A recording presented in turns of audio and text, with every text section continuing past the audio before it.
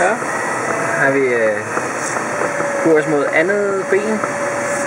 Jeg har 2 km derhen. Det er Tølløse. Jeg tror lige nu, jeg startede som nummer 2. Men jeg har mistet lidt på det sidste ben, fordi jeg blev lidt ivrig, da jeg så nogle af de andre komme tæt på mig, og så fik jeg fejldisponeret. Men det vi kigger ud over, det er jo så, at vi er nærheden af Tølløse, så det her oppe, det er jo Nordsjælland. Så vi kalder den Borg herude til venstre. Ja, det bliver jeg ikke bruge.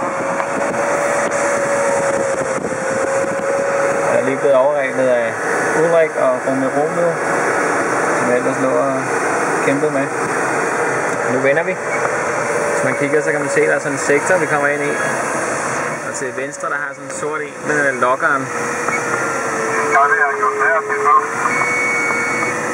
Så har vi den. Så man kan se, at det jeg går efter, det er så skygaderne. Så er sådan nogle gader med skyer.